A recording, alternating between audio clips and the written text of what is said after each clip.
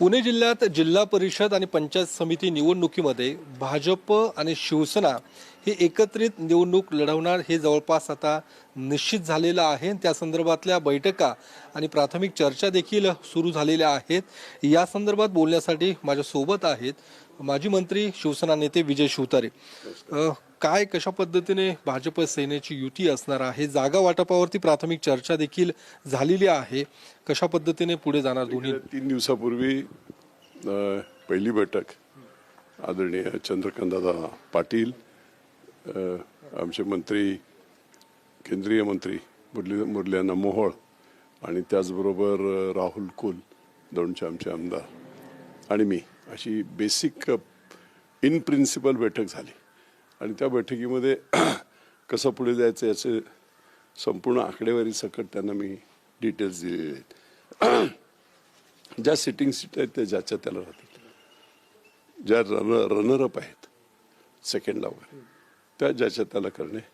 काही ठिकाणी कारण इलेक्शन होऊन आज जवळजवळ 7-8 वर्ष झालेली आहेत आणि म्हणून काही ठिकाणी जे काही राजकीय बदल झालेले आहेत, काही ठिकाणी आमदार भाजपमध्ये गेलेले आहेत, काही माजी आमदार भाजपमध्ये आले आहेत किंवा आणखी तर या सगळ्या गोष्टींचा विचार करता साकल्याने आजची परिस्थिती तिथली बघून काही ठिकाणी जरी रनरअप त्यांचा असेल परंतु चांगला उमेदवार माझ्याकडे असेल तर मग तिथे असे म्युच्युअल अंडरस्टँडिंगमधून गोष्टी ठरल्या जातील। साधारणतः काही जागांचा असा दावा केलाय का किती जागा तुम्ही युतीमध्ये घेणार आहात किंवा मागितलं? म्हणून आता फक्त हे धोरणात्मक निर्णय ठरलाय आणि मग काही जागा आता आमच्या 12 जागा आमच्या अतुल देशमुखसह 12 सिटिंग आहेत, त्यांच्या 8+ आता संजय जगताप आणि थोपटे यांच्यामुळे आल्यामुळे ते साधारणतः 12, 13, 14 होतील।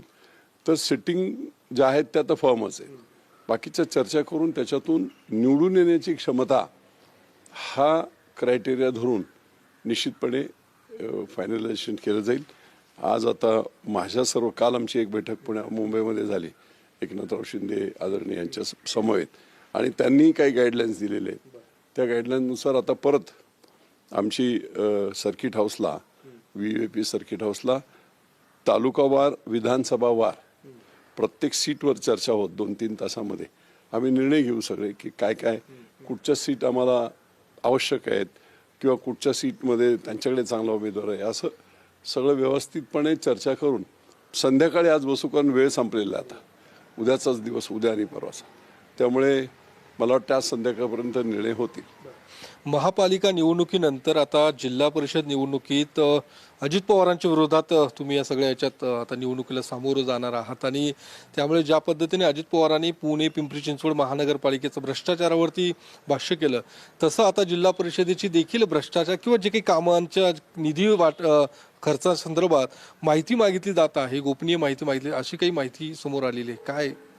आता पालकमंत्री तेच आहेत ना सतत, थोडं फक्त मध्ये जर हे पाहिलं Chandrakantdada Patil, I don't think so की जिल्हा परिषदेकडे किती निधी आहे, किती अल्पसा निधी असतो, त्यामुळे त्याच्यामध्ये मला नाही वाटत काय, पण तरी ठीक आहे, माहितीच्या अधिकाराखाली माहिती घेणे हा प्रत्येकाचा अधिकार आहे आणि तो ते बजावत असतील। दुसरीकडे पुणे महापालिकेच्या बाबतीत जर सांगायचं झालं की तुम्हाला जे काही यश मिळणं अपेक्षित होतं तसं मिळालेलं नाहीये, तुमचं शहराध्यक्ष असू दे किंवा तुम्हाला एक जागाही या ठिकाणी शिवसेनेला मिळाली, कुठेतरी युती न झाल्याचा हा फटका आहे, भाजपसोबत युती केली असं चित्र वेगळं राहिलं नाही, असं नाही। आता ठीक आहे की आम्ही प्रयत्न केला, थोडंसं ॲग्रेसिव्हनेस आम्ही नाही केला, कारण मुंबई ठाणे या सगळ्या महानगरपालिका ह्या खूप महत्त्वाच्या होत्या आमच्यासाठी आणि म्हणून आणि तशी काय तेवढी ताकद 10च आमच्या पहिल्या अगोदरच्या सीट होते। गेल्या 15-20 वर्षाचा विचार केला, संघटना बांधणी ही पुणे शहरामध्ये दुर्दैवाने झालेली नाही, बारकाईने 2.5-3 वर्ष सत्ता होती, प्रचंड काम एकनाथराव शिंदे यांनी केलं, लोकांपर्यंत पोहोचण्याचा प्रयत्न केला, खूप मोठी मोठी कामं सुद्धा जनतेची करून दिली, परंतु ते मतात परावर्तित करण्यामध्ये कुठेतरी आम्ही कमी पडलो। नवनवीन काही लोक आले आणि मोठमोठी त्यांनी स्वप्न दाखवली, तर अशा पद्धतीचा काही फटका झाला की मतदारांमध्ये। अच्छा, म्हणजे नवीन तुम्ही ज्या पद्धतीने म्हणतायत चर्चा ही पण की रवींद्र धंगेकरांनी युती होऊ दिली नाही भाजप सोबत, त्याचा नाही असं मी स्पेसिफिक कोणाला बोलत नाही, रवींद्र दंगेकर तर हे नेते आहेत, नवीन म्हणजे बरेच नवीन कॅन्डिडेट्स असे आले की हे होईल ते होईल, मग ही 5 जागा मी निवडून आणेल, मी 2 जागा निवडून आणेल, हे असं थोडंसं जे झालं. कारण इथे संघटन मजबूत नव्हतं. खरं म्हटलं तर दुर्दैव होते की 3 वर्षात इतकं काम एकनाथराव शिंदेंनी पुण्याच्या संदर्भात केलं होतं, त्याचं कन्व्हर्जन व्हायला पाहिजे होतं. ते थोडंसं होतं. मी ग्रामीणला पडतो आणि त्याच्यामुळे थोडंसं हे झालं. पण निश्चितपणे पुढच्या काळामध्ये पुणे शहराची संघटना एकदम तसं खूप चांगल्या प्रकारचा सपोर्ट शिवसेनेला मानणारे खूप मतदार आहेत. लोकांनाही शिवसेनेबद्दल बाळासाहेबांपासून सहानुभूती आहे. त्यामुळे निश्चितपणे पुढचा काळ हा पुण्याच्या बाबतीमध्ये आम्ही पक्ष म्हणून वेगळ्या पद्धतीने विचार करू.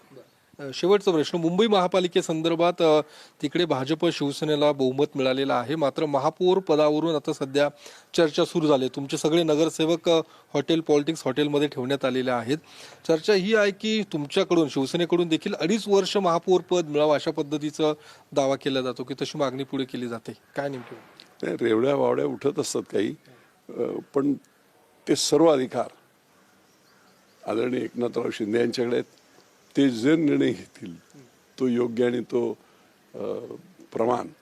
त्यामुळे त्या बाबतीत मला बोलण्याचा अधिकारही नाही. आणि सेकंड पार्ट, पूर्ण सक्षमते आहेत या बाबतीमध्ये, त्यामुळे ते योग्य निर्णय घेतील. यांचं संजय राऊत म्हणतात की दबाव तंत्र आहे. ते देखील काल हॉटेलला येणार होते नगरसेवकांसोबत जेवणासाठी, मी जाणार म्हटले तिकडे.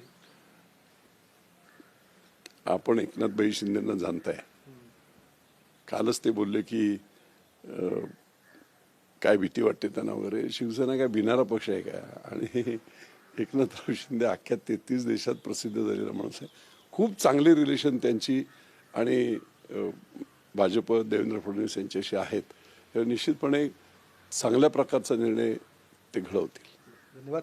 तर विजय शिवतारे होते आपल्या सोबत आणि शिवसेनेची बैठक आता पार पडणार आहे आणि त्या सगळ्या बैठकीनंतर भाजपसोबत जागा वाटपाची जी काही चर्चा आहे ती पुढे जाणार आहे आणि त्यानंतर युती संदर्भातली जी काही अधिकृत घोषणा आहे ती देखील केली जाणार आहे.